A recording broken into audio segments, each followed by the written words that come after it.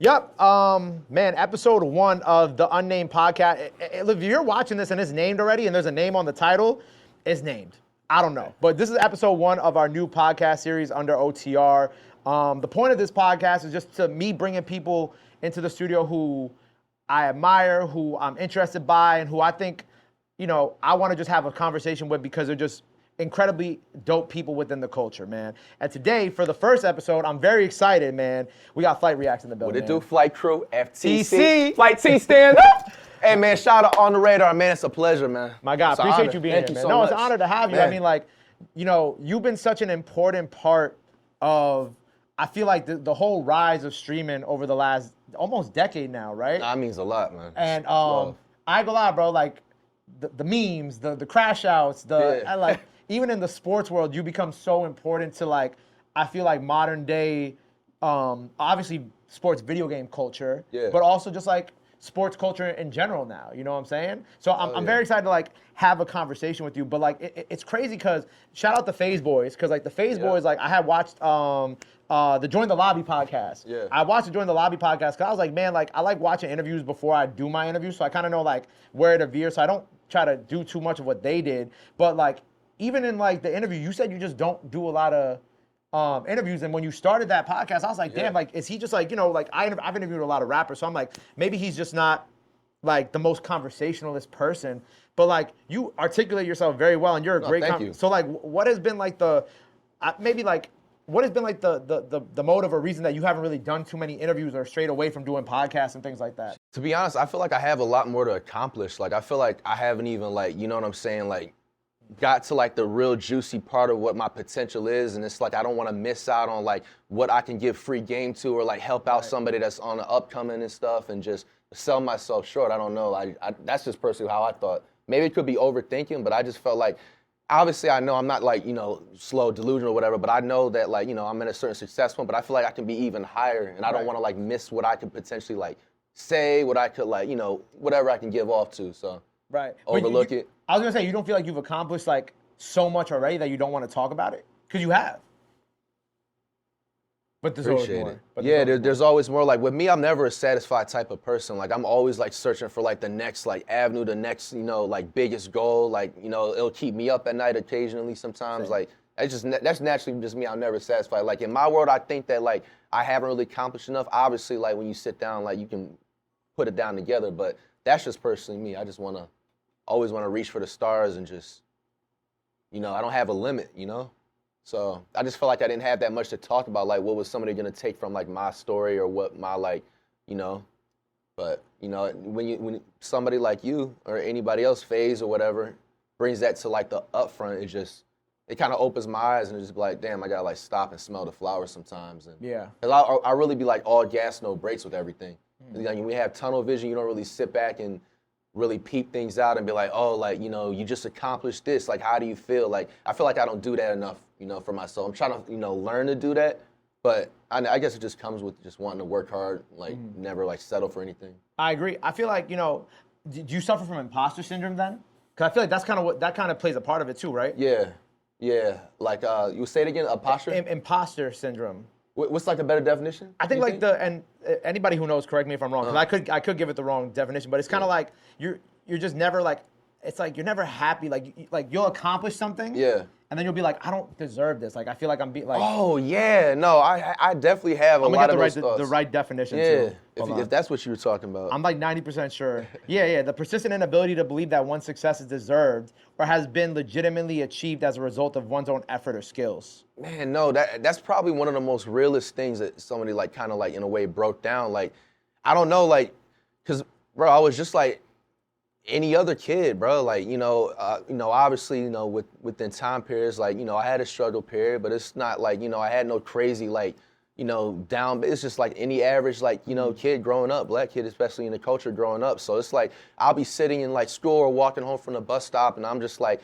I would only dream of having like, being in these certain positions or, buying these certain things or just like helping other people, family, friends and stuff like that. But I never thought it could be me. And it's just like, when you put that tunnel vision, you just, keep God by your side and just believe in yourself. Right. And it just feels like it happens within the snap of a finger. sometimes it's like, it honestly feels like a dream. I don't even feel like, you know what I'm saying, it's real at times. So sometimes I don't know how to accept it, even though I know it's there. Yeah. Then it also leads me to like, okay, like maybe I need to like start appreciating certain things a lot better, or maybe I need to start stopping smelling the flowers a little bit more. But then if I feel like I do that, then I feel like I'll be settling and get comfortable. Yeah. That's my also fear too. I don't ever want to feel comfortable, Yeah. you know, with anything, you know, you do in life, so.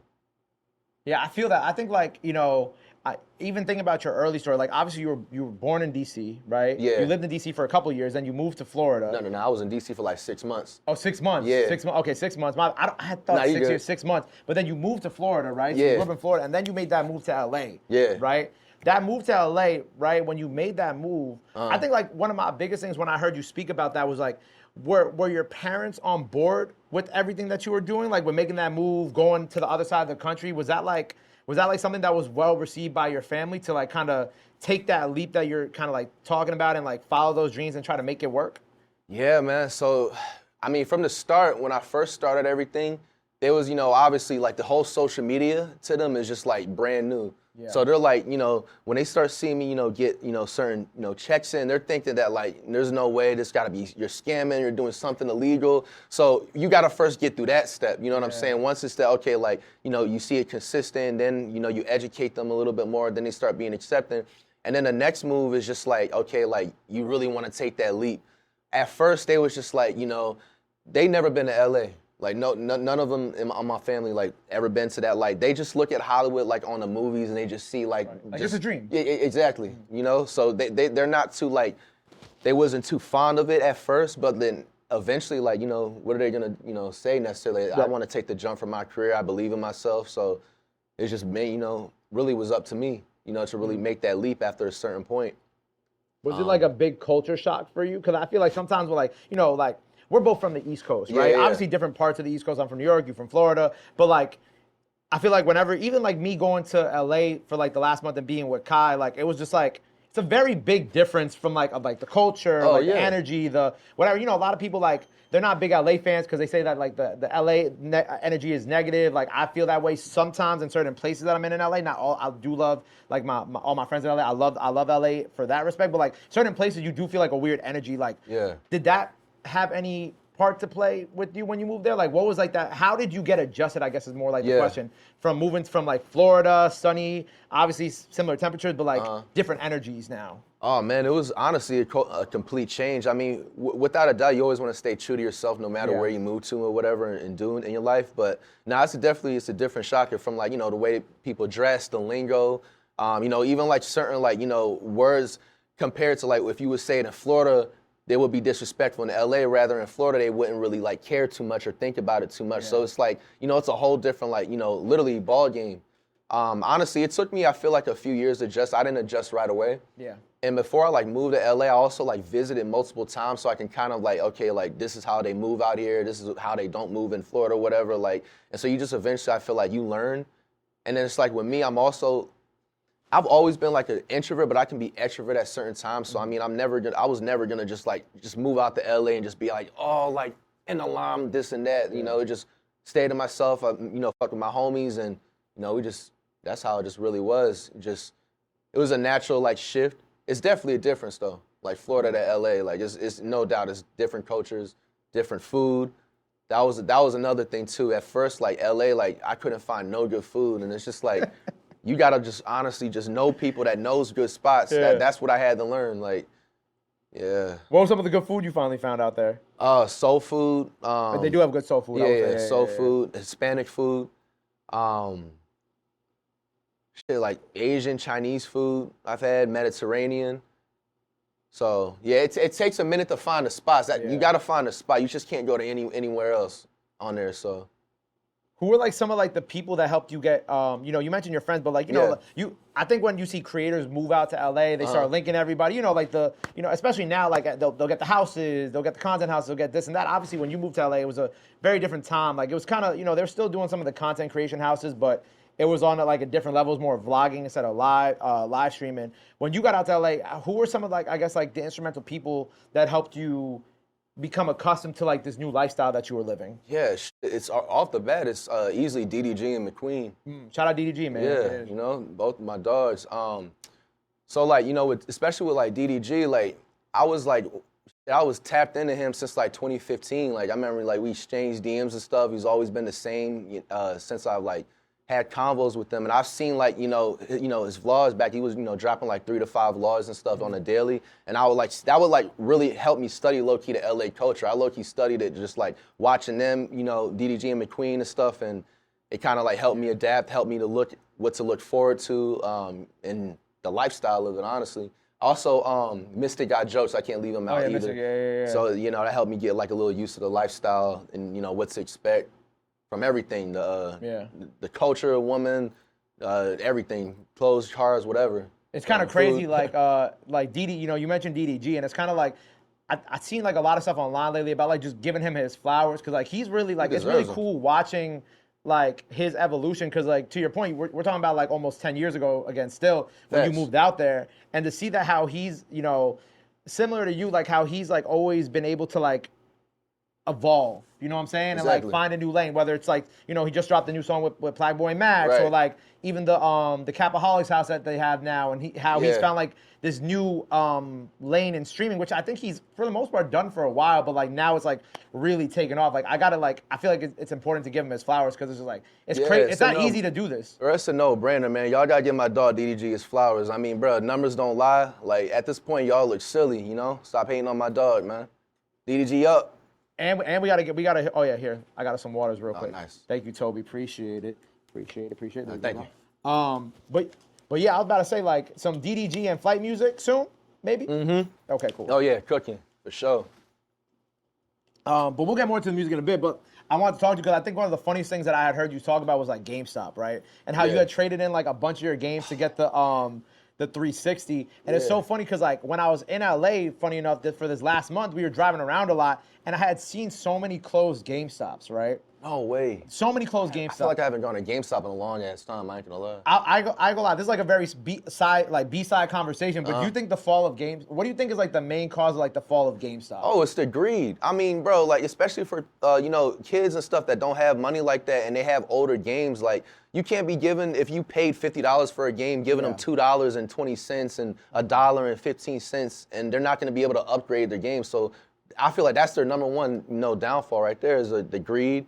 I think that's honestly, to my opinion, the only reason why. Like greed, it has to be greed. Like, bro, you can trade in 50 games and they'll give you $7 for them. Like, you don't even have a chance to like upgrade anything and enjoy the experience. Or maybe they could have like let people rent something, like copy what Blockbuster did. If you remember Blockbuster, of course. Back, so. Yeah, I'm only a year younger than you. I remember. I definitely remember Blockbuster. Yeah. You know, it's crazy because like I feel like I went to, I forgot what I was doing. I was going on some deep nostalgia dive the other day. And I was watching a bunch of like videos about how like Guitar Hero and DJ Hero failed. Yeah. And I remember like when I was buying my, maybe it was a P4 or something.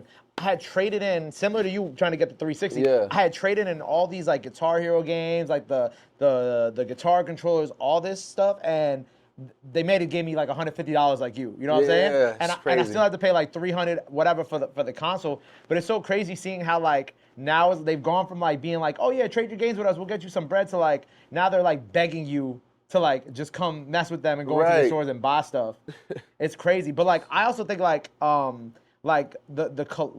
switching to like just doing solely collectibles became like an issue, because then they're just like, all right, you just go into the store, all you see are Funkos.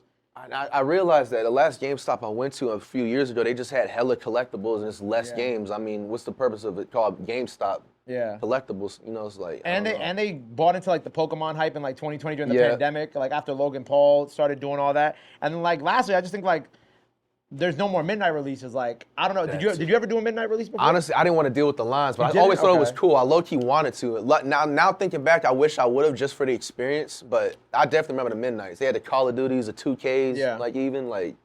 Favorite console of all time? It gotta be the 360. It got to. Because I feel like, I don't know if it's like, if it was actually the best console, or maybe we just like, we're still so nostalgic about like all the games. Yeah, I mean, the reviews didn't, lie. They speak for themselves. I mean, I just feel like they made all the classic games and they really peaked and had all their ideas and even a work ethic too. I feel like they wasn't all about just getting a quick buck. Microtransactions wasn't a thing. Microtransactions, you know? So like, it forced people to actually play the game and focus on the gameplay. Right. Maybe, which, gave it longevity. Yeah. So, no, I think the 360 days was like the classics. That's my favorite time period gaming. It was crazy. Did you ever get to go to the Call of Duty offices in LA? Nah, not yet. They're in the Valley. It was crazy because like they took us through the offices and I was like, and they were showing us like all the, the stuff. We got to check out some of the sound design. They had to push us away from like the walls where they had the stuff for the next game coming out next year because this is Infinity Ward, not whoever's developing Black Ops 6 because we're not gonna talk about Black Ops. But like they were showing us all this stuff and it was such like a nostalgia trip. And it's like I just remember I'm like damn, like I really want y'all to go back to like the days of doing like just the war games being war games, like 360 days. You know what I mean? Exactly. And I feel like that's like what Battlefield 6 is doing. And they were kind of hinting that like the next Call of Duty that Infinity Ward is gonna be doing is like very grounded again. Because I feel like they see that like we're all older now. Exactly. You know what I'm saying? I know you just turned 30. Yep, I just turned 29. So it's like I feel like we're craving like what we had back then and like we don't have it anymore. I think similar with sports games too. Yeah, see, I noticed that they'll bring in like stuff that was in the game 5, 6, 7 years ago, just all of a sudden, and it's just like I feel like they're trying to bring that in because they see like a lot of the people that was their main core is like growing up, so it's like they need to make sure they keep that core audience in a way. So you gotta give them what they want. Right. Well, as you've been growing up these last as we've been watching you grow these last 10 years, something that I've noticed that you're very adamant about talking about is like mental health. Absolutely. You know what I'm saying? You mentioned at the beginning of this conversation, like, like God plays a very important part of your life. And even something that you had posted that somebody had clipped and I seen, they said that you had told people to learn how to be okay with being alone. Yeah. Because it'll help you discover and love who you truly are. Where did that come from? Like, where did like you going on stream and you saying that, like, what kind of led up to you saying that? And then like, how do you feel like, how have you been alone and how's that helped you discover who you are? Yeah, so no, like, how that came about is that, like, it's more of like a troll thing. Like, I mean, maybe you'll have like a few parasocials say it, but like it's been a thing the last like 2-3 years, I guess, or at least since after quarantine, where people feel like I don't go outside or whatever, and realistically, I just don't record everything that I do, and just because most of my stuff, is just desktop, to begin with. And you're not an IRL streamer. Exactly. Yeah. So it's just like, I just personally didn't think people would really enjoy my like outside. Like now, for granted, I did vlogs and had a certain time period where I would kind of only focus on vlogs and maybe like the 2018 era, but I kind of like grew out of that. But yeah, that's where it came from. People just like trolling too much, saying I don't go outside. But the whole purpose of that is just like, it's not even going outside. It's just mainly like loving to just be to myself and enjoy myself when it's alone. I just kind of like evolved over the past like 3 to 5 years. Like even with my mom, I would like notice when she was growing up, she would literally, I can count maybe like less than 3 friends that she's had total since I've like, been around her. And I've always noticed that like she never minded like going out to just eat, like just alone, not calling nobody alone, like just doing things alone. And it's just like, she's just super strong still, So I'm just like, I'm sitting there thinking, I'm like, I feel like, I can do the same thing. And like, without a doubt, I love all my homies and friends and stuff like that. But I feel like, especially in this generation, social media is involved. Like people get so used to just like wanting to roll around with like groups and groups of people like all the time. And they just feel like they need to like, attend to them. And like, I just feel like you're not going to reach your full potential if you don't give yourself to be in your own bubble for a certain time period. Now, you don't obviously have to do that like 24/7. Like, I feel like you should balance it out. You shouldn't just be, personally to me, if you want to be at your best self, you're going to find who you are, when you take your time and, be to yourself and, just not be out in the mix, if it makes sense. And also too, like when I was like growing up, that's just how it naturally was. Like I always was cool with just all types of crowds, but I was just always the outcast. Like, maybe during a time period when I was younger, when you're obviously still developing, like every kid does, you go through trying to fit in with the crowd. You go through, and I've been there and I kind of done that, and I learned. It's just like it's not me. So it's like you can't make the same mistakes twice. Yeah. So I felt like, you know, with me taking the route I do and just stay solo and everything, and primarily solo and, you know, pop out here and there, that's just personally at my best where I am. I feel like I can reach my full potential, like most of the time just being solo, and then occasionally, you know, popping out the homeboys or popping out this and there, you know, within reason. Yeah, So, I respect that. yeah. What do you feel like, you know, what do you feel like you've discovered about yourself aside from like enjoying being alone? Oh man, just like how to like control like certain, even little things on how I react to certain things. Right. Like I noticed that when I was a lot, maybe like in my 20s and stuff, like earlier 20s, if like I'm with like groups of people and stuff, if something like, let's say somebody cuts me in line or whatever, like I feel like I'd be more like likely to want to react and try to maybe say something slick or do something just because of that. Oh, like I got my niggas around me, like I gotta do so, I gotta say something or whatever. Now it's just like, obviously it's up to you. You're supposed to be a man and make those decisions yourself and shit. But it's just like, I noticed like even when I'm like solo, I wouldn't be like wanting to react like that. I'll just be like, okay, like now obviously you still stand on whatever. Like if somebody disrespects you, you handle how you're supposed to handle. That's a whole different ball game. But you know, I feel like I'm able to. I just like the decisions that I make. You know what I'm saying? Like when I'm solo most of the time, I like the way that I move. I just like the way that I think when I'm solo. You know, you're able to just go to point A to point B without having to, you know, wait for anybody. So I just feel like there's more pros to it. Yeah. If you really, you know, sit down and like think about it deep and put it as perspective. It's just about like, I think it's just a piece of growing up. I think like when you're in your early 20s, like you feel like you have to react to everything. You know what I'm saying? Like you like if someone cuts you in line, you like see now I gotta disrespect them. Yeah, exactly. But I feel like even as I've gotten older, I've just been like, there's like the voice in your back of your head that's like, is it worth it? Yeah, exactly. You know what I'm saying? Exactly. And that's a valuable point right there. I feel like I'm able to hear those types of voices more when I'm solo and be able to make those decisions and just think better in general, you know, with that. So. Right, because if you have certain people around, like you, like, I think it's like an instinctive thing. It's like, oh, I got my people around me, like, now I got to pop it because I don't want to look dumb in front of everybody. You know what I'm saying? Yeah, exactly. I don't want to hear about this shit later on or stuff like that. Now, you know, for granted, it's obviously your own decisions at the end of the day because you know, you don't want people to be like, oh, so you get around people. Nah, but I just personally, I feel like I help teach myself to be a better person when I'm solo most of the time. Now, to each its own. Somebody may, you know, but that's just personally how I like to roll. Yeah, I remember this one artist that came on my show years ago. Like, obviously, I don't think this applies to every situation, but he said to me something like 10 seconds of emotion can cost you 10 years to life. Yeah. Or that's something a fire like that. Quote. Yep. And, I heard that before. And I remember that always sat with me because it was like, you got to be like proactive, not react, or you got to be proactive, not reactive to certain situations. You got to just look at shit and be like, man, this is not worth my time. It's not worth my energy. Like someone cuts you off driving, someone does this, does that. Be like, yo, do I really want to get into it right now when I got a family I got to go home to, or I got to go, you know, and I know you got kids now, and we'll get into that, but like, you got to make it home at the end of the day. And that's like that's the most important part of every day. And I think that's like, as you get older, you start to realize it more. Yeah. Maybe it's because we're getting older, we technically have less time, but like, I think you start to realize more. It's like, yo, at the end of the day, I just want to make it home to my kids. I don't have kids, but you for kids. Like my mom, my dad, like I want to be able to see them when I go home. You know what I mean? Absolutely. Getting home safe is underrated.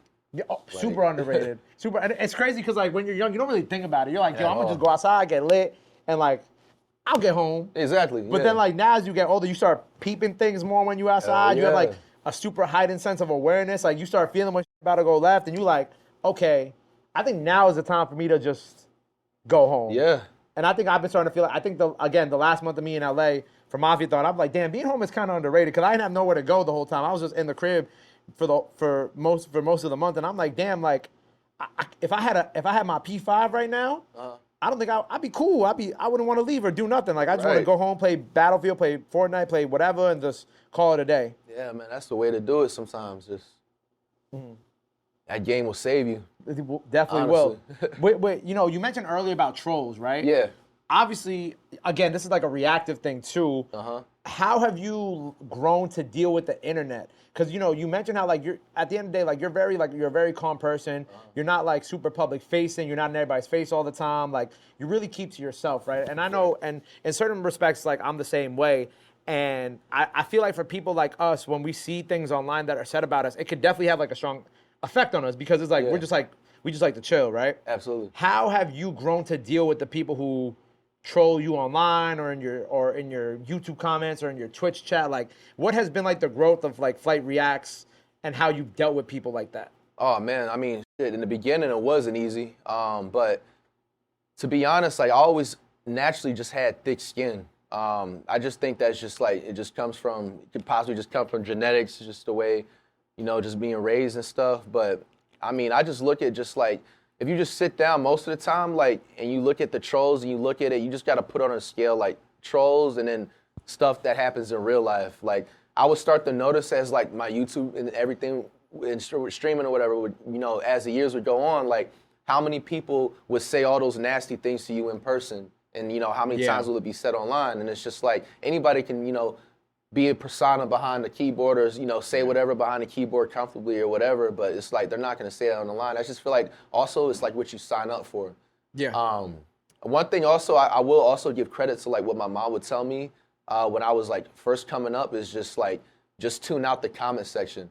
Like even like still to this day, like I'll try to do my best and like read comments on whatever, but I keep it like a 10-second, 15-second ratio. Like I don't stay in there, because she told me that like you can find 100 good comments and then you're gonna find that one comment that's just gonna like, ruin your day, ruin your week and stuff. And it's just like you're purposely like going out your way to research hate to make yourself feel bad. Yeah. And it's like once she told me that, I'm just sitting there, I'm just like, that's true. I'm sitting there on my phone taking the time to just find something so I can disagree with.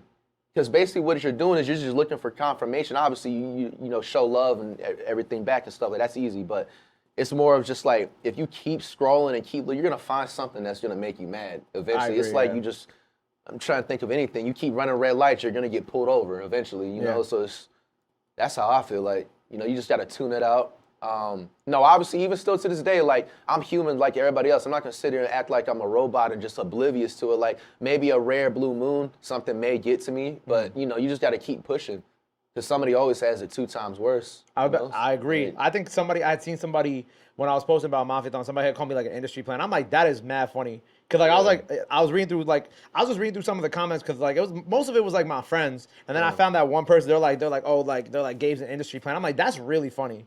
Like, why would you put, like, and then I thought about the same thing. I'm like, damn, bro, you're probably, like, miserable. Exactly. To, like, get online and just say this for no reason. Yeah, that's another part, too. Like, most of the time when they're saying that stuff, they're not having the best life. So they're just taking it out on you or someone that's closer. So, or they just want to be in your position. So I look at it, like, they're just trying to bring you down. I was about to say, because, like, I feel like you've inspired so many, like, young creatives, like, in sports and Twitch streaming and YouTube, like, and a lot of them look up to you too. Like, what would be like your main piece of advice for like the young kids who are 20, 21, 19, 18, whatever, that are like reactive to these situations? Yeah. Like, what would you like, or like, even if you were talking to like younger Flight, because I feel like that they kind of go together. Like, what would you say to them? Definitely. You gotta like tune everything out. You can't be satisfied. Like, stop being comfortable. You can have a good week, and it's just like the next week comes along, and then you just like, you're just going through the motions. I just feel like if you let up, all gas, no brakes. I feel like another thing, too, people don't talk about is you being able to work through adversity. If somebody's like, that is sick or whatever, that's close to you, prayers, for them to get better. But it's like you still got to be able to work through that adversity. Those are those days where you miss where it would have made a difference in your success. Or when you're not, even unfortunately, because we talk about mental health as well too. Like, if you're not mentally right, what I'm saying, the outside world doesn't care about that. You still got to push through. You still got to like fight like you're in a storm.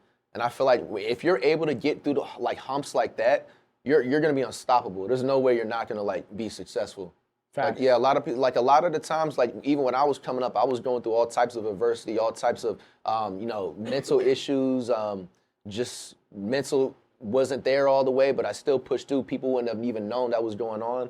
So it's just, I think that's the biggest thing people don't talk about. You got to be willing to just like eat through everything that's, bothering you, whatever. I agree. And like, it's crazy because I was going to bring up the mental health convo next. Like you had spoken about how like content creating kind of like is like how you push through a lot of mental health stuff, like working, right? And I very much deeply relate to that, right? Because just like doing stuff like this is like how I keep my mind off of like whatever stuff I'm doing, or it's how I overcome my hurdles, right? Yeah. But at the same time, I think the important part of that conversation is talking about burnout, right? Yep. How do you push through the mental health issues by working, but avoid the burning out part of it? Oh man, you gotta like know how to give yourself like breaks and stuff. Like even still to this day, I struggle with like learning how to properly like give myself breaks and just being like, okay, take 2 days, you know.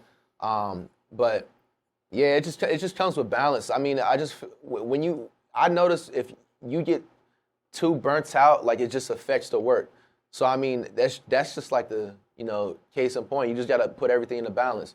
You can't work 25 days, 30 days, 45 days straight without not having no type of like, you know, some type of a leisure breakdown, whatever. Even if it's like a 10-minute, 20-minute break, you gotta like know how to pace yourself like you're in a race, you know?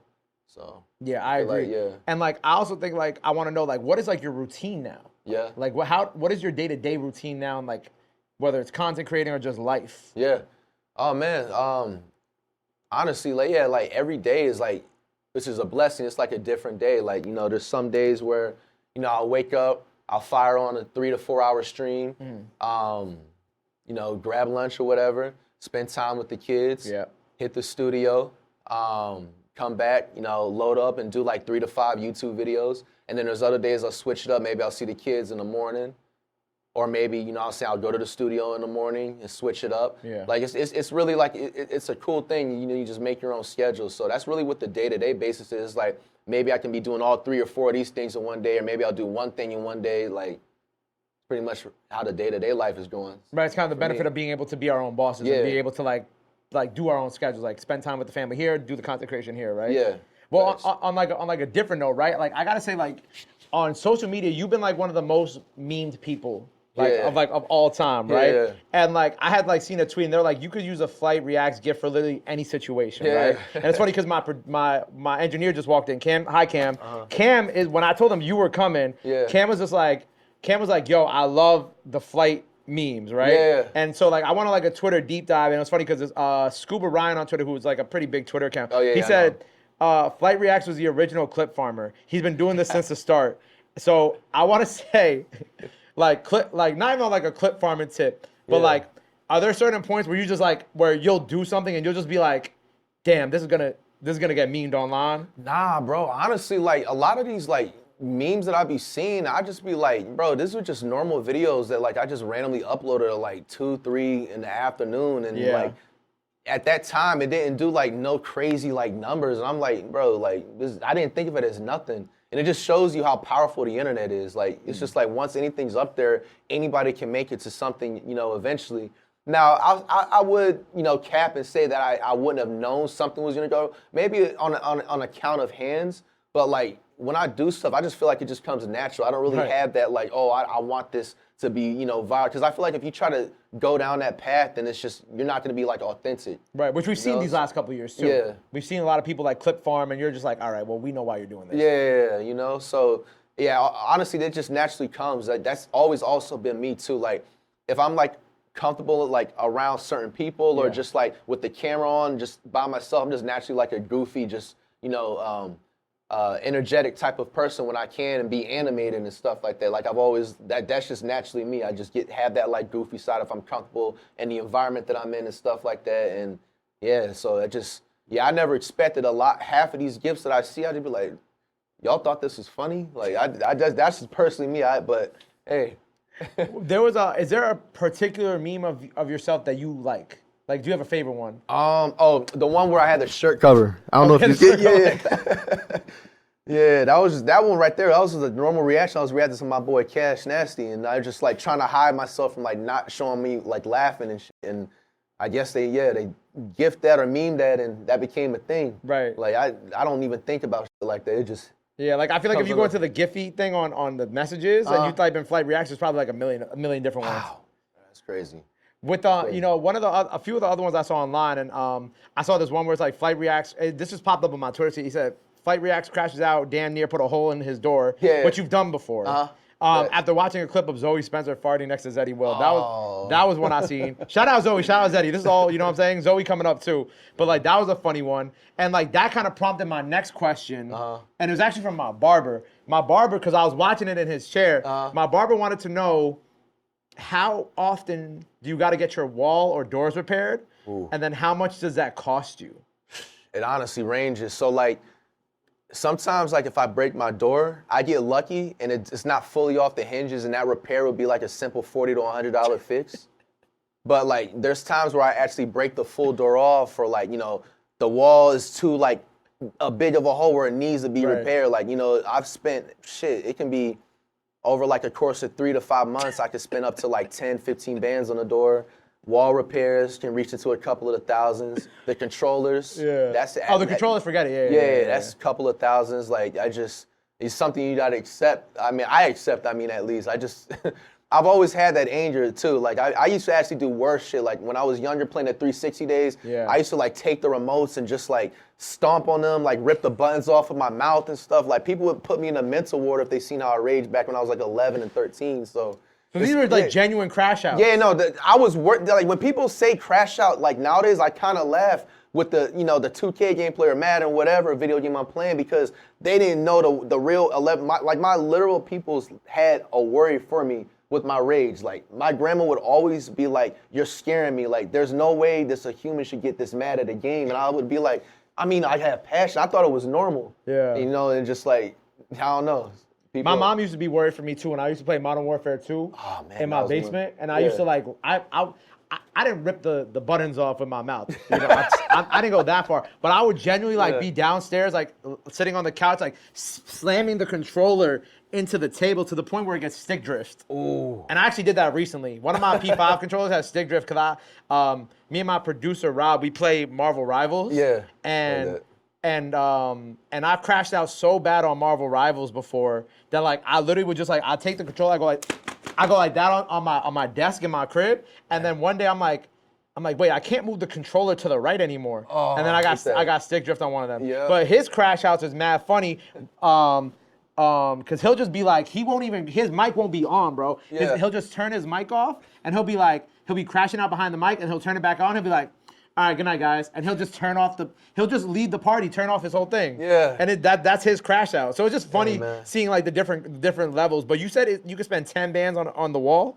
Oh yeah, easily. 10 bands, the door, the wall, all costs. And you never think that, like, maybe I should stop doing this? It's like, I feel like I've gotten better over the past few years as I've gotten older and stuff. I feel like you have, yeah. But it's just that passion. Like, I just love, like, that adrenaline. You know, when you get when you play the game and you win and you grind that, work hard and stuff. Like, it's just always been there, So, yeah, I'll be trying to slow it down and, like, take the breaths, but I don't know, it'd just be the adrenaline, and I can't control it. Do you have, like, a favorite reaction that you've ever done?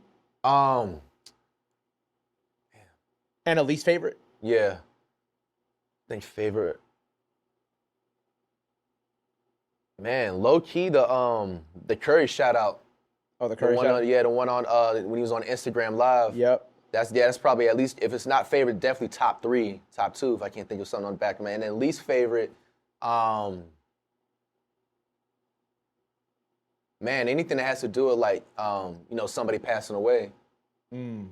Yeah, those are always the tough ones to do. Yeah, the toughest ones, that without a doubt.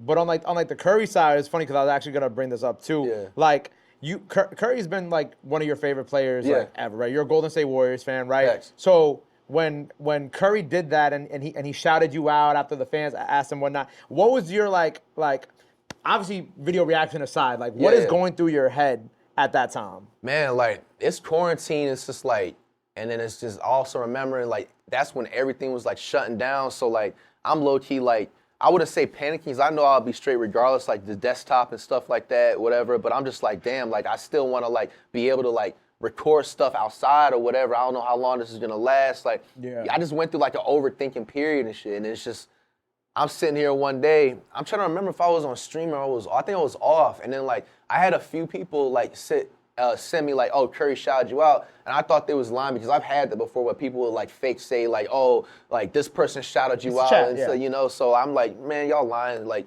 and then, like, I actually, like, see the clip, maybe, like, the first 2 seconds by accident, because I clicked the link, and I'm like, what the hell? So, like, I turn on my camera and I fire up the reaction immediately, and, like, right then and there, like, as I'm even reacting to it, I'm just like, all the hard work, you know what I'm saying, is, like, this is what it came down to, like.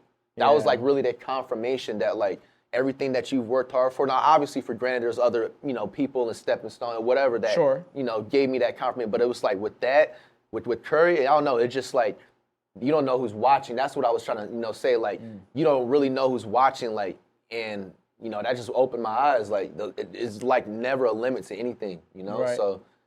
Yeah, I think that's how I honestly was thinking, that you don't never know who's watching. Like, keep going. Yeah. Never let off the pedal. Was that a moment you got to take in? Like, you talked about at the beginning of the interview, like, not being able to, like, celebrate imposter syndrome. Yeah. Was that a moment you were able to actually, like, sit in the moment and enjoy? Oh, definitely. As soon as the video was off, like, it was something I actually sat on in my office for probably like 30, 40 minutes with nothing on, not doing nothing on the computer. Sat in the dark? Yeah, damn, but borderline, I'm just sitting like, damn, like, this is a mainstream NBA player that shouted me out on Instagram. Like, it's just like, I don't know, like, after that, then it's just, you keep applying pressure. And, that's how I felt at that moment. I'm like, yeah, this is confirmation for real. Like, you don't know who's watching. Keep applying pressure, never settle, so. I'm bugging. I see him wish you a happy birthday too, right? Yeah, he did. Do you guys have like some sort of like friendship now, like communication, like? Yeah, definitely. Because the pandemic was 5 years ago, now almost 6 years. Has there been like some sort of friendship grown in that type of period of time, or even just like casual, like y'all hit each other up, blah da da da? Like, is there something there now? Yeah, no, it's very like casual and stuff. Like Curry, like, he's really down to earth. Like, he's one of those, I feel like, I just hit up and he's gonna, like, respond back. We've always had like on and off casual conversations. Even in his team, Under Armour's entire Under Armour team, like, messes with me and stuff. So I'll be having, convos with them, like, on and off. They'll be checking in. They'll send me, like, gear and stuff, like, monthly and everything. So, it's there. You know what I'm saying? The link's going to happen soon. You know what I'm saying? The weight's going to happen. Shh, everybody. The 1v1? So. I ain't gonna lie, that 1v1 would be kind of legendary. Yeah, it's going to happen, y'all. So, yeah, man, it's all mutual. And the thing with me, too, is, like, I'm always a type, like, I don't like to also, like, ask and everything like that. I don't like in a way, so I like to let everything come organically and natural. Yeah. So it's all boiled down to that too. Right, so. right. I want to talk about like the YouTube grind. Yeah. Because like, we're both on YouTube, like, and I mean, I feel like, now you're more so primarily like streaming and whatnot, but you're still very active on your YouTube page. Obviously, we'll talk about the ESPN list. Yeah. But like, what have been like some of the because I deal with a lot of shit on YouTube, right? And I'm interested to hear about what you deal with on the back end of YouTube. Yeah. What has the YouTube grind been like, and what have been like some of those adversities that you've had to deal with making sure to keeping your YouTube channel up and keeping it, in good standing and all that? Oh man, I mean, it's even, let's say, before like the ad apocalypse and stuff came, and all that whole time period. It's their random like rules that they would change. You would be sitting there just chilling, and months later down the line, they hit you with just like, oh, we're gonna be changing these rules. So now I gotta go back and look at what vids like they don't mess with in these rules. And you gotta like, you gotta just really just put the pride aside and just take them down. So it's like, people don't even realize that with dealing in the back end, like over the years and stuff, like I've had to like, go back and make sure like, okay, like these certain videos didn't violate certain things. Yeah. And then also maintaining and adapting to like the new type of YouTube culture. Like when the ad apocalypse came, they didn't want these certain things. You had to just make a complete flip, right then and there, and it's just like, I feel like if you're not able to adapt on go, it's like you're going to get lost. Yeah. So yeah, I feel like that's the biggest thing, is just you got to make sure you're on it with just like all the YouTube rules. They always love to change their rules at least 3 to 5 months with anything or add something new. Yeah. So you got to make sure you adapt to that. Like perfecting not getting yellow mark too was like actually. My God, see, I was waiting for you to bring that up. Let's talk about it. I've been getting cooked this last month by the yellow mark. No way. I swear, just from the Mafia Don content. No way. But it's cool. I feel like, and you tell me if it's the same for you. It's like the yellow mark come in waves. Yep, it does. It's like every 6 months, they just bang your channel for like a month. Yeah. And then they stop. Exactly. Yeah. Exactly. And what I noticed how to fix that, you got to like look at those vids that they're hitting like real deeply. Yeah. And I just honestly private them or delete them, because I noticed that like if you even, let's say, have vids that like are old or whatever, they never got like yellow mark, sometimes like they would like purposely not yellow mark those vids and then hit you on the other videos and stuff. And it's kind of like almost like a bot. That it is a bot, yeah, it is a bot. That does it. And it basically like, hits them other yellow ones. So you just got to be good and careful with like the other ones that, aren't really violating like that. Yeah. I've also been better too, which is a good trick.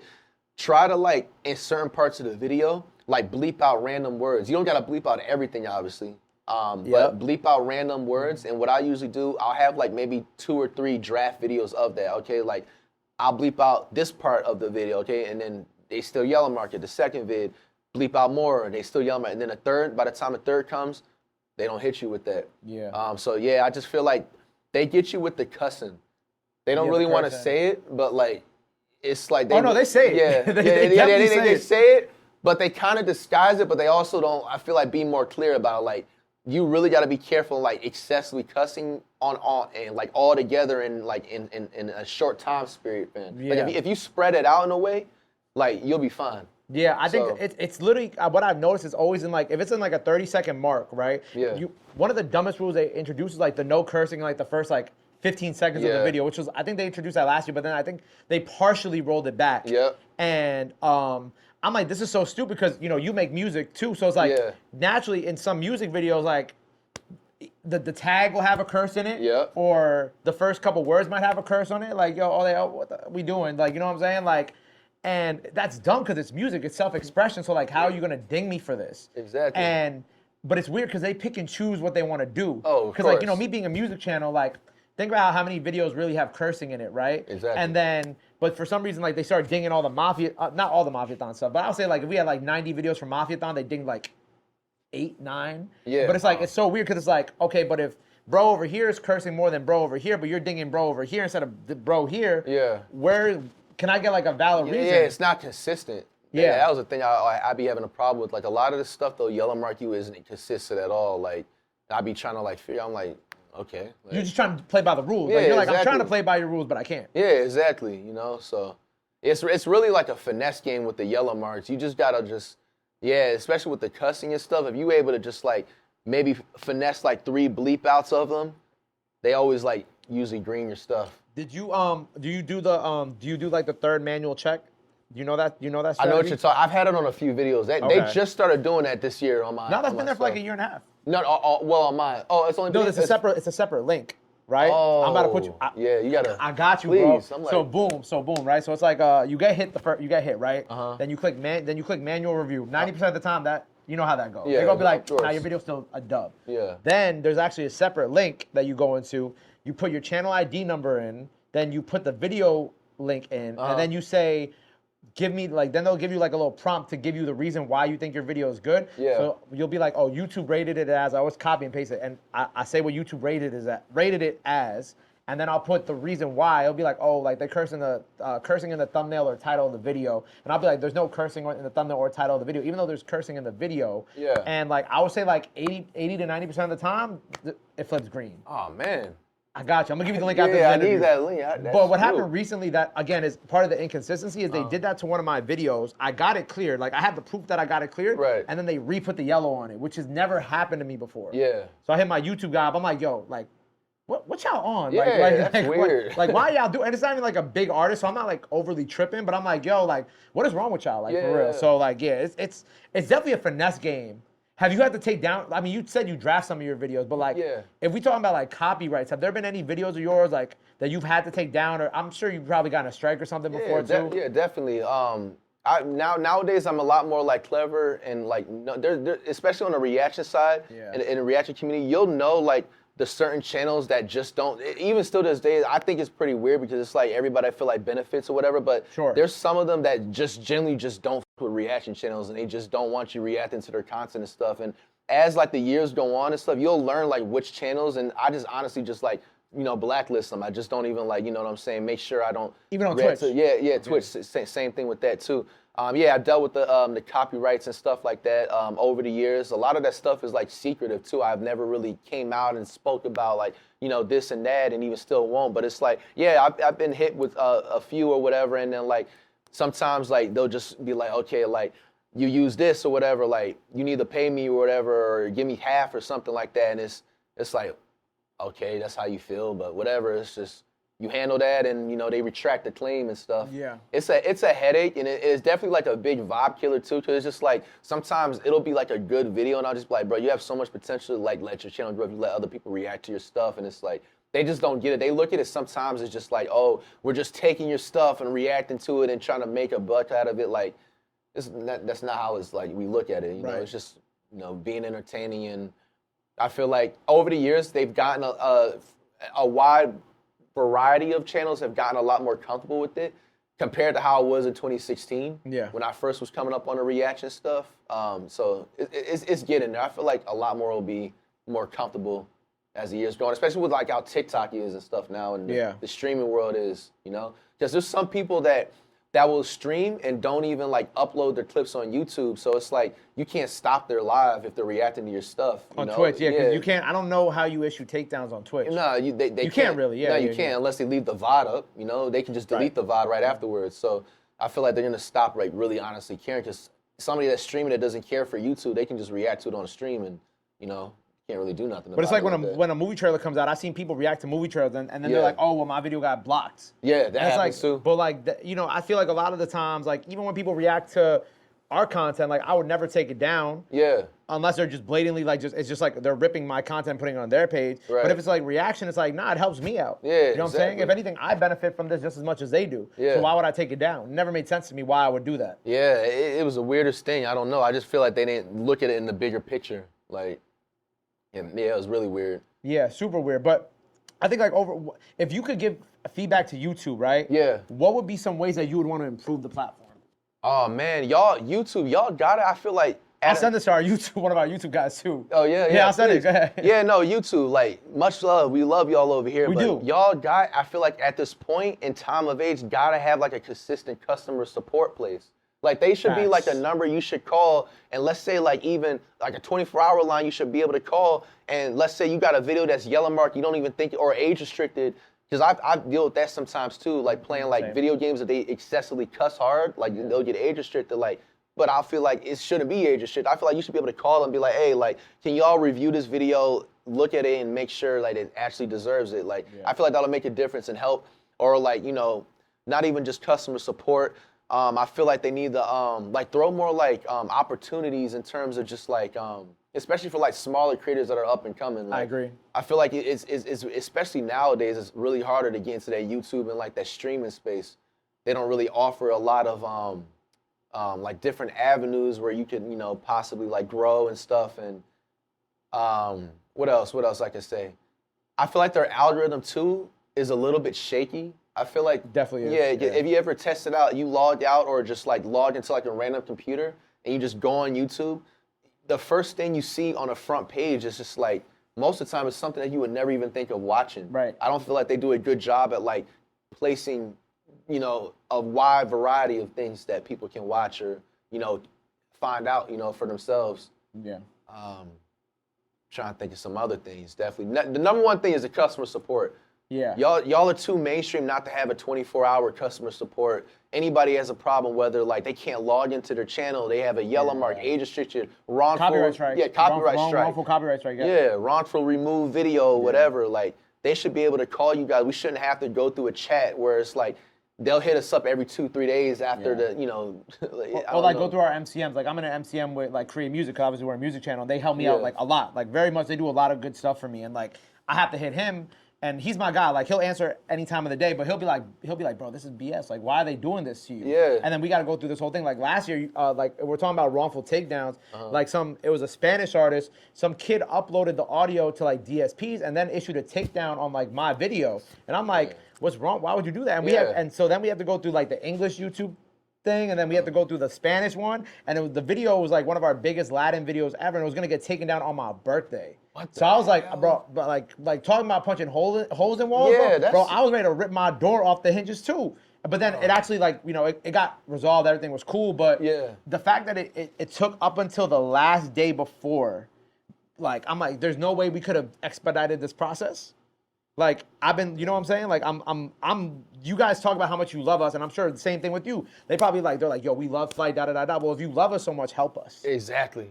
Help us. Give us somebody that can like answer our calls at all times of the day. Exactly. Another thing too, when it goes on the love part, I feel like they need to do a better job, too, of like with the awards and stuff. I feel like if somebody's accomplishing a certain milestone, they need to do something better than just I feel like give the plaques. Just the. They made the plaques smaller too, by the way. Yeah, I noticed that over the years. I feel like they need to like do something like show the appreciation. Like maybe like if on your YouTube page like have like the faces of creators that just like got this milestone, like something like that, you know, that I feel like little stuff like that will make people more appreciative.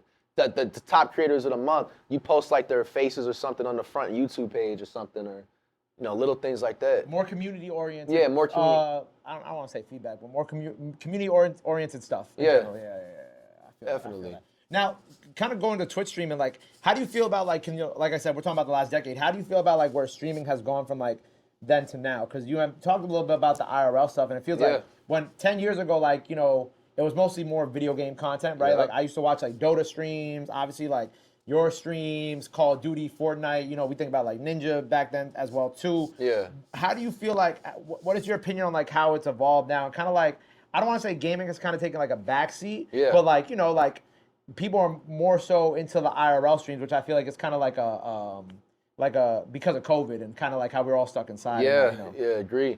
Oh man, it honestly transformed. I never really even thought it would even get to a certain point. It was actually crazy because like it was even a certain time period. I feel like even in the streaming, like if people were like IRL stuff, it was like, why are you like doing this like in streaming and at the same time? Like, and then it like slowly evolved and everything. And it's crazy because at first, like Twitch, like you said, it was just like a straight gaming like platform most of the time. Like people would just go there to watch other people play the game, whatever, etc.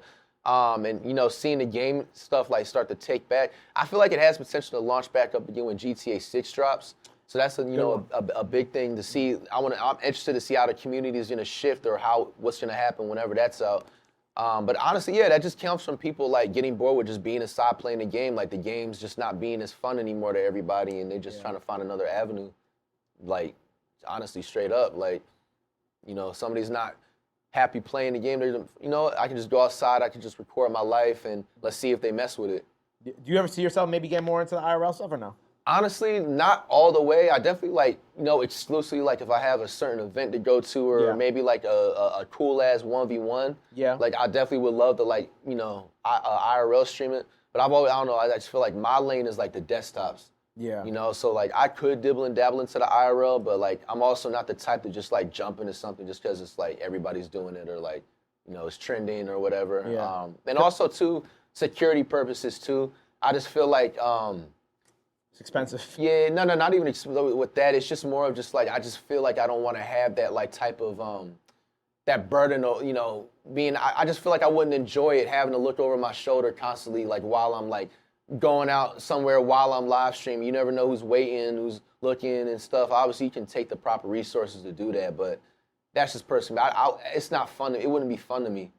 Like just being out and just having to look over my shoulder. I'm more of just a desktop gaming type of, you know, streamer. So I ain't mad at that. I think like I agree with you on the GTA 6 no, because like I feel like the role play stuff has become such a big part of like the community now. Yeah. Of GTA 5. I'm sorry. Wait, GTA? No, it's 6. Yeah, it's 6. Yeah, it's coming. But GTA 5, the role play has become such a big part of that community now. Yeah. And it's also made the people a lot of money. Yeah. You know what I'm saying? Like I see Phantom doing it. I see T Grizzly has made a name for himself on streaming because of it. So I find it really interesting. Like I think that could be like the resurgence. But like to your point, like games just aren't as fun anymore. Yeah, they're not. It just they lost passion in like the gameplay. The microtransactions killed the games too. Battle passes. Yeah, battle passes. The cheaters. You know, you got the people that have the Zens, the modded controllers. I mean, in Black Ops, in the new Black Ops 6, you saw that they actually have like a perk that if you win. Well, that if you get the perk, you could actually like shoot people through the wall. Yeah, yeah. And it looks like it just looks like a mod. Yeah, yeah. You know, it looks like a cheater mod, which is insane. Right. That they let that fly. I know, like so. Yeah, I just feel like it's too much going on with the games and not enough. I feel like where people just like, you know what, we're gonna step outside a bit. We might come back to the games in a few years, but I honestly feel like history repeats itself too. Like I can, you know, definitely see maybe people shifting back to the desktop wave, the stream or the gaming, you know, wave more versus the IRL, and then vice versa, IRL lifting back up again, and you know, it's a common like recycle. I feel like. Facts. So, well, are you the best Hooper streamer? Oh, definitely. Okay, number one. We just have to get into that because, like, of course, because I was watching a couple of the videos, right, and one was Dabo. Oh yeah. Like Dabo started tearing up after losing to you 13-0. Who have been like your favorite 1v1s that you've done so far? Probably Mikey Williams. Okay, that's a good one. Yep. I think the second second one gotta be?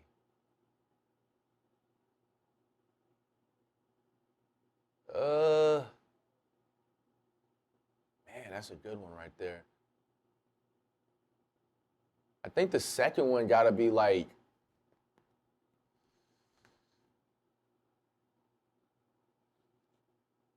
man, it's a tough one. It's a tough one.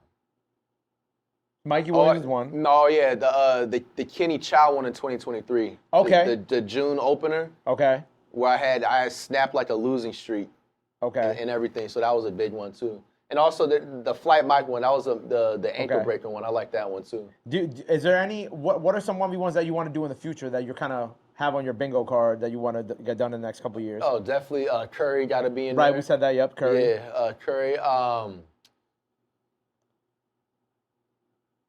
got to get low key. I don't know how it would be possible, but Michael Jordan. I would love to something with that.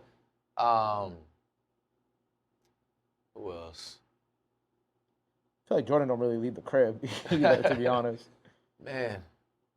I think those two, like Curry, Jordan. Curry and Jordan, okay. Yeah.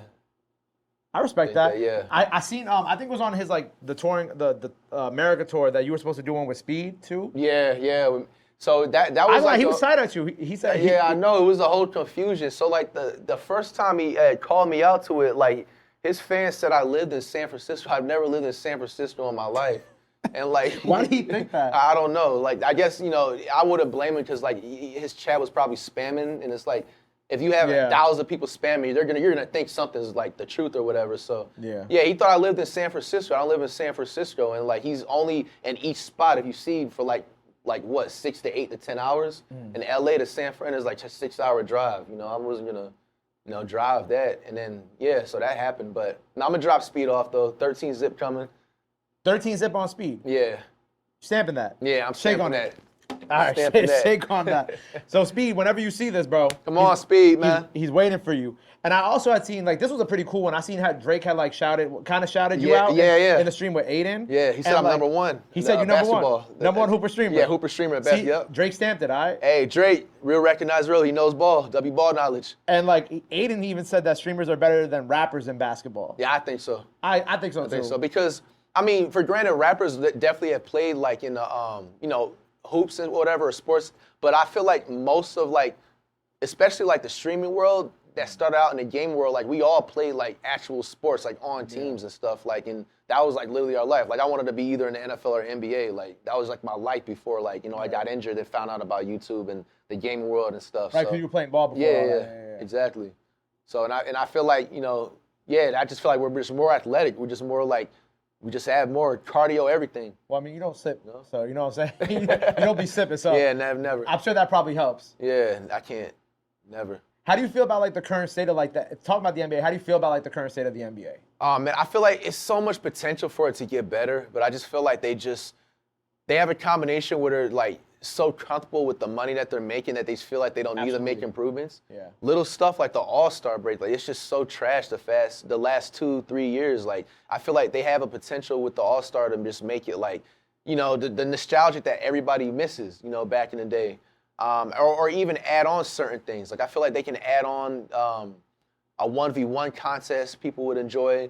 I feel they need to start tapping into the streaming, YouTube, or the creator space and maybe get them more involved, because when we react to the stuff, I'm not saying it makes the biggest impact, but it definitely helps them without a doubt. Kids tune into it. They'll tune into it.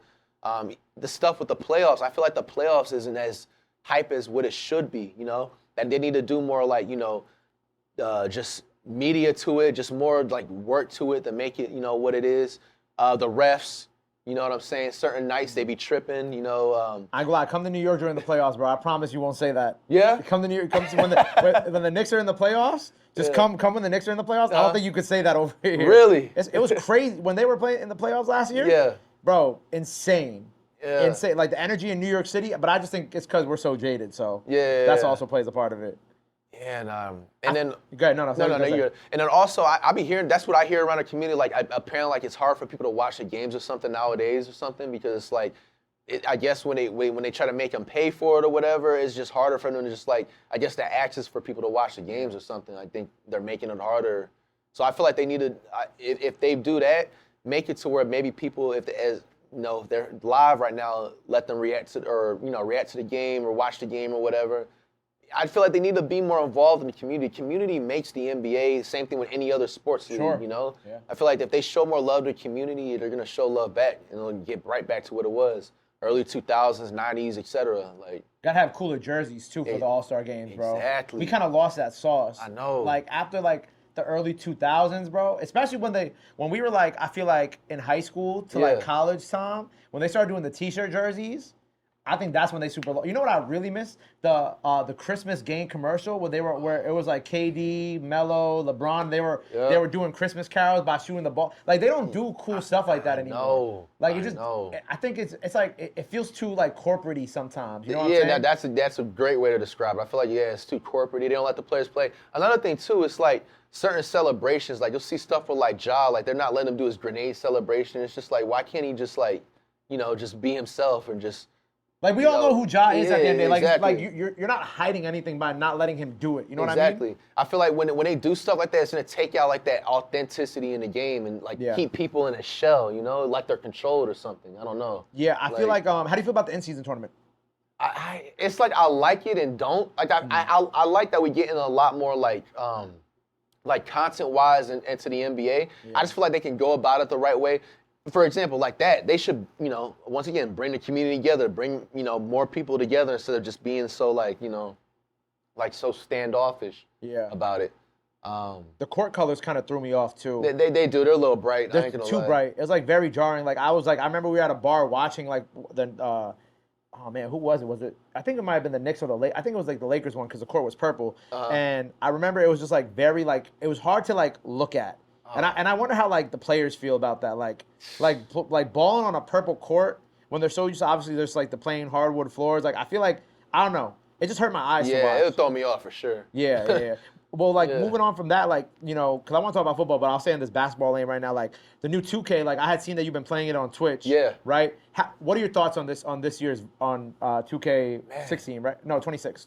Yeah. So, bro, they have so much potential to like make like a really good. Like it's actually fun, but they have so much cheese going on in this game. They got the Zenners. Like what? They got the Zenners. Like Zenny, I feel like in this 2K is at an all-time high. Like there's people that is pulling off fading half-court shots. They're hiding behind screens left and right all day, fading screens. And it's like, not on top of that, like you got to deal with the 7-4s, you got to deal with the spam dribblers. And it's just like, okay, you have Ronald and Mike Wayne, they sit there and they see this and they're going to take out something else and not, focus on the actual cheese that keeps people away from the game. Like, I don't know, I just feel like they don't care anymore. They're there for the buck. The microtransactions, I feel like, carry the game, especially over since 2K, whenever they put microtransactions in 2K14 next gen or whatever, 2K13. Right. So I just feel like they stopped putting like that pressure and that, that passion to the game. It's about the VC now. Yeah, it's about the VC, literally. Like, what would you, I was about to say, so like if you and Ronnie and them were all sitting in a room and like they were listening to your feedback. Yeah. Give me main 5 points of feedback for 2K. Like what would you think if you were the voice of the 2K community, right? Yeah. Which I feel like you're a very huge part of that. What do you feel like would be like the main 5 points to like fix 2K? Yeah, if they actually listen, man, lower the VC costs. There's a lot of struggling kids across the world, that nobody's not going to just have $150 to get 700,000 VC and upgrade their player. Lower the VC costs. You got to take away the Zens. You got to take away all the Zen, just the Zens. Like, there's no way you guys aren't able to control that, deal with that. What else? The parts. Like, you guys are so bland with, like, the part courts. Like, they did say that they're going to be, every season, throw back in, like, the 2K16 parts in the Sunset River. And 2K16 one was fire. Yeah, exactly. Yeah. But it's like, I feel like they should keep certain parts in the game. Like, bro, they can make, like, a Dykeman court. You know what I'm saying? Bro, a Dykeman court would feed families. What the hell? Rob, you know families, what I'm saying? right, Rob? Families, for sure. You can make all these exclusive courts instead of just giving us one raggedy court to play on. It's just pure half-assness. Like street ball courts from around the country. Yeah. Like proper, like, I mean, I don't know what the famous ones maybe in Florida, but like obviously I'm from New York. Yeah. So like you put Dykeman in there, you know how many people will buy the game just to play on Dykeman? Exactly. 1,000%. the accessories and the hairstyles, you know, like it's like you can't try to be a part of the basketball culture and just not be hip to like all the like hairstyles, all the like the sleeves, the tats or whatever, the jewelry. I feel like they just are so bland with just when it comes to that stuff, and they also charge so much VC for it. It's like, okay, like it's one thing if you charge VC, but at least give us all the options that you could possibly have. Facts. And I say like for the fifth one, I feel like they got to give us more of like an in-depth like.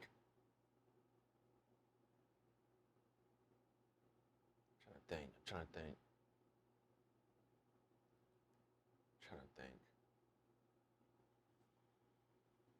You got this.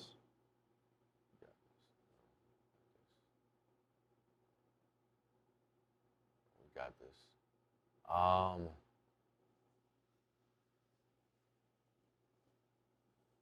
Oh, this is easy. They gotta bring back. I don't know if you remember the draft. You know the draft combine in 2K10. Yeah. Where you were able to play the the pre-order of the game. I feel like they need to bring back the demos or some type of a pre-order like thing that you can do.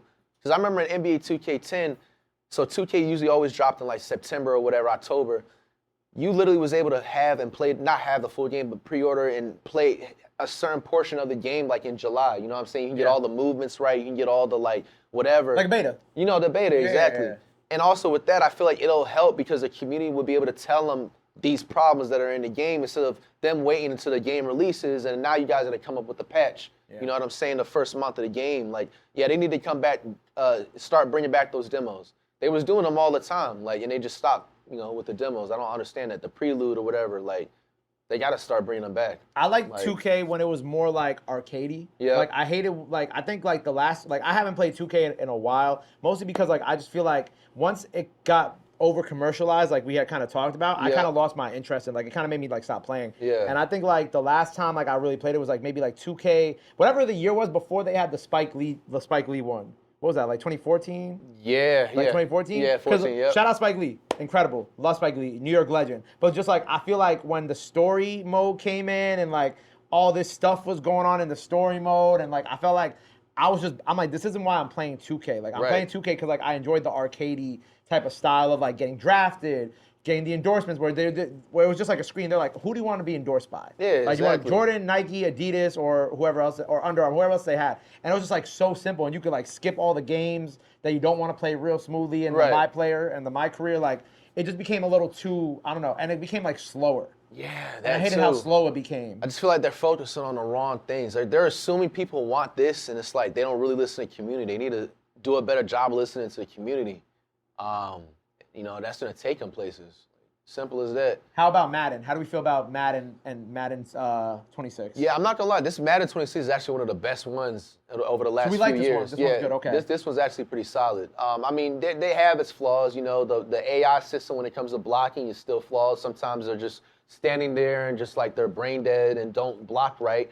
That's always been a common issue with Madden. Maybe a few things, but no, this Madden 26 is actually decent. I've been on the Ultimate Team. So I used to love doing Ultimate Team, but then I felt like the microtransactions kind of killed that for me too. Yeah, I feel that. It's just like, I don't know, because I'm a big football fan too, so I always love getting like the legendary cards from like the early 2000s, 90s, 80s, and it's just like, I don't know, it's a hype adrenaline. I love that. Nah, I feel like I was the same way. How do you feel about like football in 2025, 2026? How do you feel about this season? It's going soft, bro. Like I still enjoy it, the NFL obviously, but I just don't like how it's like, okay, like, if Pat Mahomes just gets poked as he's getting rid of the ball, they're calling a flag or they're going to try to find the player. It's like people like Ray Lewis or like Bob Sanders back in the day. They're smacking the quarterback, and that's the football that I grew up, and that's what made me love the game, and it's just like, obviously safety comes first. Like CT is a big thing, health is first, obviously, but I feel like they're getting a little bit too soft with certain things and just like, same thing with the NBA, becoming more corporate. I feel like a lot of these players are starting to get controlled more, and I don't know. They gotta go back to the authentic side. Right, it's like the NBA from the '90s to the 2000s, where in the '90s it was very like contact heavy. Yeah. Like you think about like the Pistons, you know what I'm saying, in the '90s, like, and versus the Pistons in the 2000s, two very different teams, but like obviously like the level of physicality that like they went through is very different. Even like with like people players. What am I trying to say? Like, like faking the injuries or what? You know, yeah. I forgot what the term is. I'm blanking right now. Like flopping. Flopping? It's flopping, right? It is flopping. Yeah, so like yeah. flopping, like you know what I'm saying? Like, I feel like in the '90s it wasn't that much of a thing. It's like it kind of got a lot softer. Yeah, I agree. Yeah, they need to do something about it because the way I see it, in the next 10, 15 years, they might as well go to flag football. Like, they can't really hit each other. Well, I mean, let's talk about your music, right? Yeah. So, we got a new song out today, right? Yep. But you've been putting out music for people who are, because I feel like music has become more of a bigger focus for you as of lately, right? But people don't know you've been putting music out since like 2019, at least on DSPs, right? Yeah. So where does the beginning of Flight's musical journey like come from?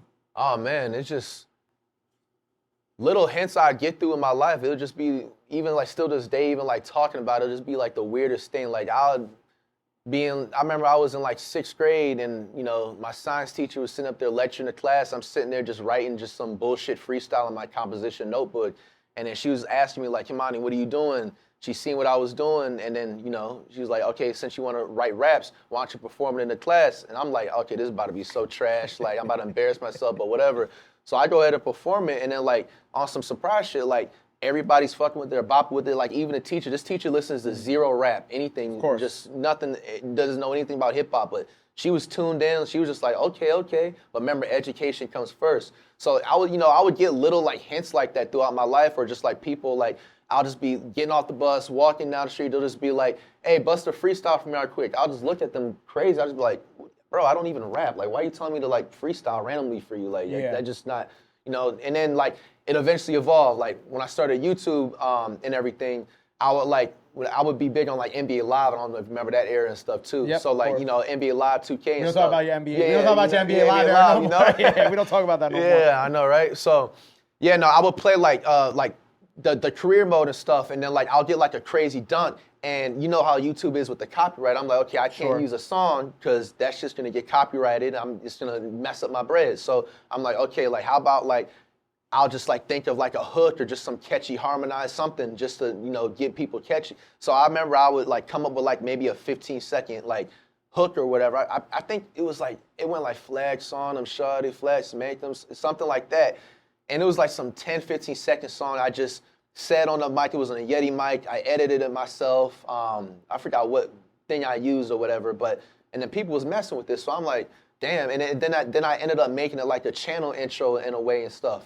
And then once I noticed that, I'm just like, damn, I might as well just like, you know, start making, you know, music and everything. You know, I had homies and everything back in Florida. My homie Michael, he was telling me once I hit my first million in 2016, he was like, bro, you should never limit yourself. Like, you have the look of like an artist and stuff. Why don't you just try it one time, record a song? So I remember one time I was in the studio. I recorded a song off a beat I bought off YouTube. And shit, I recorded it. The producer, the engineer, he edited it, mixed it down, and then I ended up dropping it the next week, which ended up being Valentine's Day. Still my homeboy to this day. If you remember DMB Nation. Okay, yeah. So Damien, and this is how nobody can ever tell me God doesn't exist. Like, God is good, God is great, and just everything. So I had the song uploaded, but on private on my channel for like 3-4 days prior to this. And I remember at the time when I was in Orlando, we was in a mall, and then Damien was letting his wife Bianca shop, and we was outside of Macy's. And then Damien said the same thing my homeboy Michael told me. He was like, you ever thought about like dropping music? You got the look of an artist, this and that. You shouldn't limit yourself. And he was just like, all you gotta do is just go to the studio and then just click upload. And then like little does he know, like I had the song already on private as art. Like I just had to press public. And then when he said that, the next day I dropped it. It was cold-blooded. It had mixed reviews, reactions. But yeah, no, I dropped that. It was only the audio, and in 24 hours it had 1 million views. It had more views than like my last 5 months of YouTube videos like combined and shit. That's insane. So yeah, when I seen that, I was just like, okay. Then 2018 came. I dropped Off Me, and then I dropped Broke Boy, and then I started taking it really seriously in 2019, and just didn't look back from there. It's crazy because like if you really think about it, like you were part of the reason why like streamers now today like could be comfortable making music. You know, like I think like you DDG like the reason why I feel like, you know, even like, you know, I mentioned Mafiathon a couple times here, but like even like some of the freestyles we were doing at Mafiathon, like with Toto or Reggie or even Kai, like I feel like that wouldn't have like all be possible if like you guys hadn't taken these like leaps of faith at the beginning. You know what I'm saying? Yeah, no, I'm a big advocate of just like don't ever settle for less. Like, if you feel like you can be off all of the above, like go for that. Like you live once, like for real. Have you learned are you like fully savvy with the business behind the music and how like, publishing works and all that? Yeah, I say I'm about like 95%. That's good. That's more than 90% of artists. Yeah. I still got some things to learn. I'm not gonna sit up here and say I'm an expert at everything, but I get basically the gist of everything, the basics and stuff, and what to do, what not to do, how to go about certain things. I was gonna say, were there any like points over the last? That was what 2016 you uploaded the first song? Yeah. So like in the last 9 years, have there been any points where you ran into like obviously you don't have to speak on it if it's bad, but like any legal issues with the music that you're like, damn, I have to learn about this part now of the music? Yeah, no, it actually happened to one of my biggest songs, Disingenuous. So it was a crazy story behind this. So the person who I bought the beat from that came from YouTube, I guess he ended up like looping it from somebody else, and that wasn't even his beat. He was just selling it, but it just happened, it blew up and everything, and I was 24 million streams on Spotify. So I seen that, and then he hit me, and I didn't see his DM at first because he's I just don't see everything, and then I seen he emailed me and he used the typical stuff. He's starting to do the threats like, bro, I will take everything, I'll take this down, blah blah blah, and then he explained the situation, and at first I was just like, man, I just feel like you're just trying to come up or whatever. But then I understood it, and I broke him off something, and we went from there. But I think that was honestly like my closest thing, like legally, when it came to, because honestly, like even before I even dropped my first song, what helped me like understand what not to do in the music industry is just learning stuff through YouTube, like the copyright stuff, knowing you just can't take a song or take a beat and just like use it in your video without having the paperwork or proper like clearances or whatever. Like I already kind of knew that side. So that helped too. Right, I was about to say, producer-wise, you stick with like a couple people, or do you get YouTube beats off YouTube? Like, how do you, knowing that piece of it, like, are you more careful with who you let produce your music now? Yeah, definitely. So I keep my like similar circle to what I've been using since I've started, but I also like I'm open to like other people sending me beats from time to time. Occasionally I'll use like a YouTube beat, but most of the time if I do, it's like from somebody that I've kind of like already like did business with. I kind of don't like to use new YouTube beats from new people just because of that scare with the Disingenuous situation. Of course. Then they coming at you months later, and who knows how somebody's gonna react. Yeah. He actually reacted, obviously hot at first, but he calmed down. So it's like, I feel like not everybody's gonna have that and gonna try to, take it, so. Right. Who you listen to growing up? Or who are your parents playing? Shit. Tupac, Biggie. Okay. A lot of classics, R&B. Like Usher,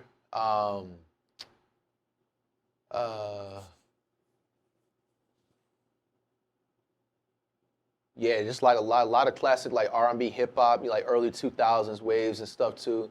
I know she was like really big on. Honestly, they were really diverse. They're really diverse with the stuff, but mainly, I say like Tupac, Biggie, like they was big fans of the '90s like hip hop era, NWA. I'm trying to make sure I'm not leaving out like LL Cool J and stuff. They was always putting me on like their time period of music and everything, and so I always had like a good like diversity with just like everything from the '80s, '90s, 2000s, current day. Right. So who do you listen to now? Honestly, everybody, but I say like my favorites is like Lil Tyler. Got to put my dog DDG in there. Lil Tyler. Yep. Myself, I got to put in there. You got Kodak. You gotta have.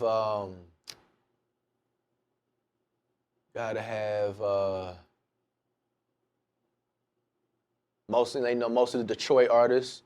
Detroit go crazy. They got the best bar. Like out of everybody right now, Detroit artists got the best bars. Yeah, I don't even want to leave anybody out. Like the whole Detroit scene, Florida scene, obviously. I definitely fuck with the Bay Area, West Coast. Honestly, I have like a wide variety, that I listen to. I don't really section like even New York, artists too. If you took out your phone right now, who would be like the first three people? Can we try that? Yeah, let's do it. Let's try that. So who let's go. What do you use? Apple Music, Spotify? Yeah, it's both. Mostly Spotify. Okay, so I guess like go on there and see who like the last four people you saved, like the last four songs you saved. Yeah, let's do it. I think that'll be cool. So honestly, like it's me, and then obviously new song out now. Yeah. Then you got Lil Tyler. And then you got Kodak. You got Kodak? Yeah, I have Kodak. I've been also... Jesse? Yeah. You don't mind? Yeah. You got some Boosie in there. Recent searches. Lil Tyler. You got Fab. You got Fab in there. Fab's one of my top 5s all time. Fab. Who's your top 5 all time, real quick? Fabulous. Snoop Dogg. Weezy. Gucci. And that's one. Low key Lil Bow Wow. Lil Bow Wow. Yeah. If we're talking all time. All time. All time. See, why would you? I feel like a lot of people wouldn't put Bow Wow in there. Why Bow Wow? He's a legend. I mean, like, he was one of the first, like, this kid, he's 7, 8, 9 years old doing it. Like, I'm seeing him on BT 106 on Park and stuff, and you know what I'm saying? Like, he's really doing it. Like, I feel like he's another one I feel like he doesn't get his flowers for what is deserved. Like, he's in the game. No, he's a legend. Bow Wow is a legend. Yeah, exactly. Bow Wow's a legend. And it also, too, like, you know, my mom put me on him when I was, like, young because she liked that. He was, like, you know, obviously still talking about this, but he's more of, like, cleaner, too. So, like, he was more like a, you know, like a PG type, you know, of stuff. So, like, I was, like, more, you know, in tune to everything. And then also people would compare, like, say that I looked like him a lot, too, growing up, because I had my braids and stuff. Right. So that was also a big thing. So, yeah, he's definitely in my top 5 all time. So your recent searches are, so obviously Flight. You got Click and Spark from Fab. Yep. Get Low from Lloyd Banks. Yep. From Gucci and Chill Will.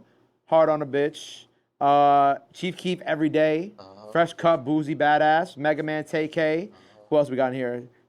Kodak, more Chief Keef. You got a lot of Chief Keef in here, too. Yeah, I've been on a little wave of Waka Flocka, a lot of Fab, a lot of Lil Tyler. It was funny because at one point I feel like there was like when like Didi Osama from New York was coming up and when Lil Tyler was coming up because they're both young and around the same age. Like they used to be like one of them could be like a modern day like Little Bow Wow if they try to push them the right way. You know what I'm saying? Because they had like they had the look.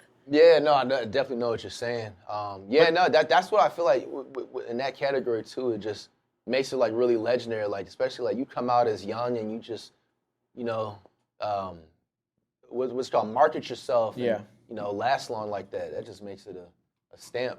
I told Tyler when he did his Mafia. Did you see his Mafia-thon freestyle? I've seen clips of it. I didn't see the full thing. Well, when I told, funny before that, he put out a song with Larry June. And I had told him, I said, yo, bro, this Larry June pocket that you're in, you should stay here. Like, I'm like, this luxury rap is kind of like, it's kind of for you. You know, the Florida stuff is like, still do the Florida stuff, but like get more into like the luxury rap, like type of lane. I feel like that fits you very well. Yeah, I think that's a cool way as he gets older to evolve into like adult Lil Tyler. You know what I'm saying? Yeah, that's important with like anything like that, adapting and evolving. So. How are you adapting and evolving with this music? Because why you choosing out now? It's already doing pretty well. Sprat already sent me the screenshot of the Spotify. Oh, right? yeah. I seen it's doing well. Yeah. Where are you like taking your music now? Because you've got a couple singles out that you dropped this year. Yeah. Are we going to project mode? Like, how are you continuing to evolve yourself in this music lane too, and kind of make this as much of a staple to your career as everything else has been? Right. It's just all about, you know, doing your right research. I'm always in tune to like the underground scene from everywhere in the U.S. It don't got to be just Florida. It can be Florida, New York, Chicago, West Coast. I'm always in tune. I feel like you got to be in tune to the underground because they bring in, you know, the new waves and the new sounds and stuff. Yeah. You know, exactly, the youth. And then, with that, and, you know, I got a project dropping, Kimani Part 2 next month, early on. 15 songs. We got 2 features on it. And you know, when I take it towards like music-wise, future, how I look at it is just, you know, continue to drop singles, continue to drop projects, and you know, stay true to yourself. Who do we have on the album? You got so far Skilla Baby and V's. Oh, great. I want to get that 3rd feature. I don't know who yet. I just don't want to say if you know if it's not there yet. But those are 2 so far that's confirmed. 2 of the best freestylers, if we're being honest. Oh yeah, they go crazy. Yeah, they're insane. I'm glad you got, because when you're talking about Detroit. Yeah. I was about to say, you got to, like, when you were talking to me, I'm like, you got to have 2 people from Detroit. Yeah, of course. Yeah, Detroit is awesome. That's fire. Well, kind of like shifting, as we wrap this up, I also saw do you have a car collection? Yeah. Because I saw this clip of Rampage picking up his car, and then I think you were also picking up your car, and he was like, wait, his car is more modded than mine. So talk to me about your car collection. Like, how deep is your love for cars, and what cars do you have in your collection? Oh, man. That you can talk about? Yeah, no, I love cars, man. Like, I finally, like, over the past year, did proper research. I've always been so scared to take that next step and, like, mod the cars. So I just never wanted to. I'm a big, like, I get OCD with, like, getting anything with, like, a check engine light or just something on site. But, you know, doing the proper research, I handled that. The cars I have right now, I got the R8, you got the Vet. I had a Nissan I gave to my sister. I had an old Mercedes that I gave away.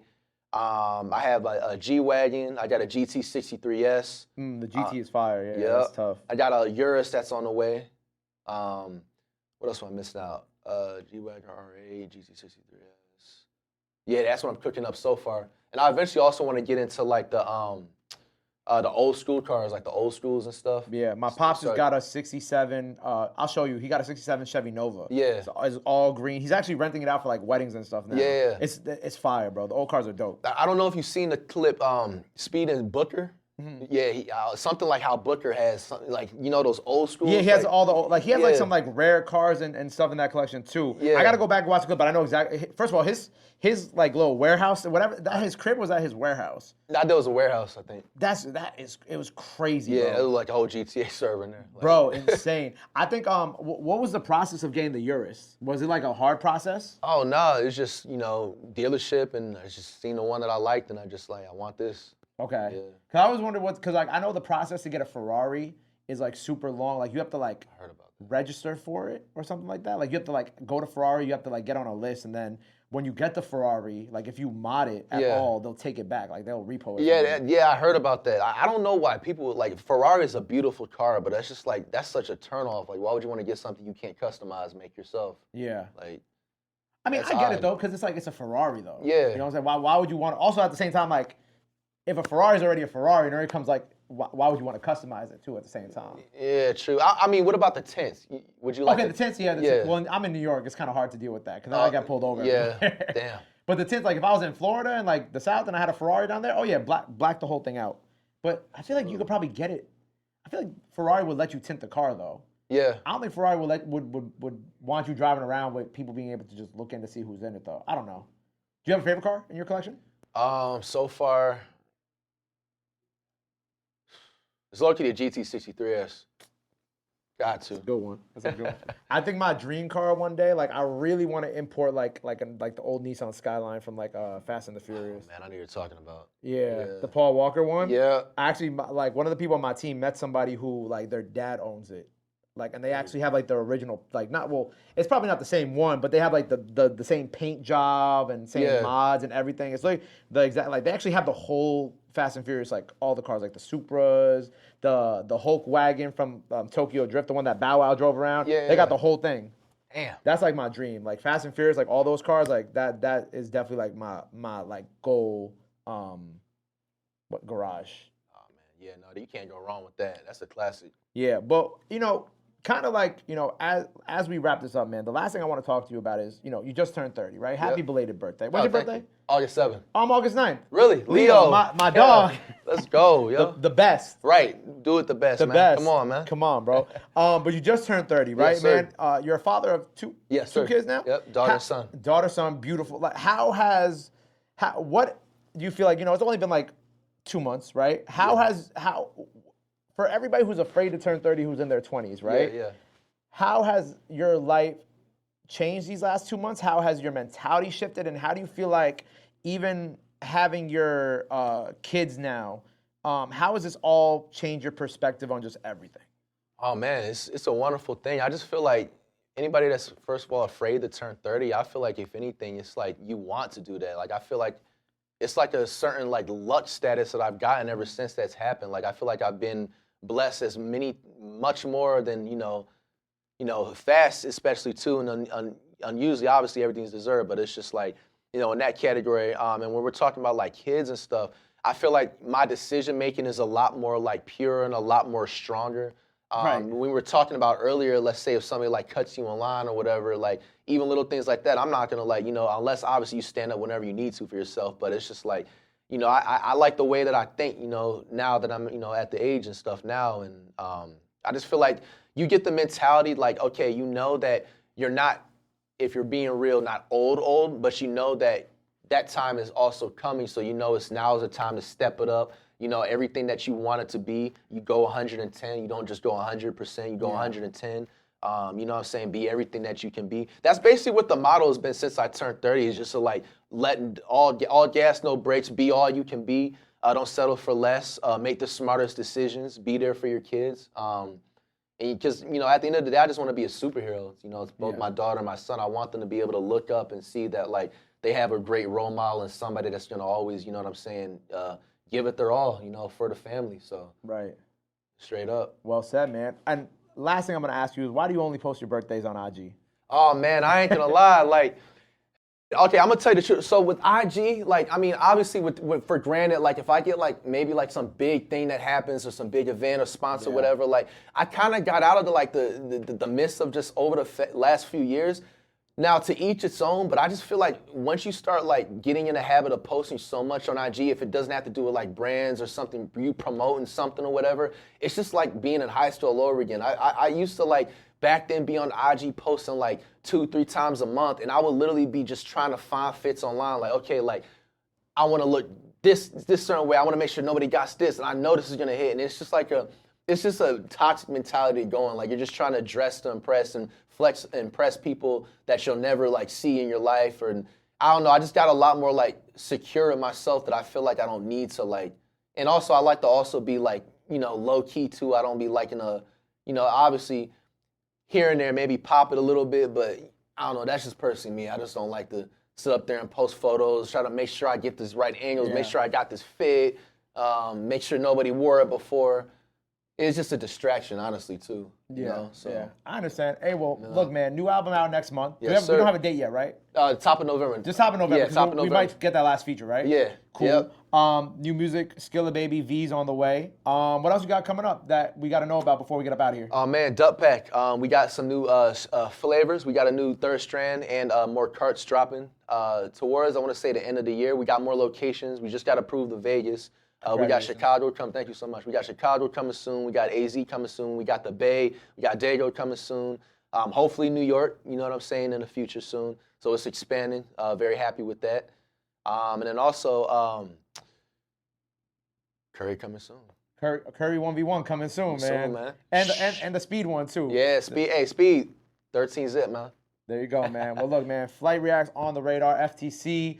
It was my an dog, honor. Appreciate you, bro. Thank you so much. I said on the radar, but it's really unnamed podcast. We'll name this eventually, man. But Thanks. Go check out everything he has out now. Oh, and on the radar performance, probably out now by the time y'all see this. If not, it's all gonna come out around the same time. So go check that out.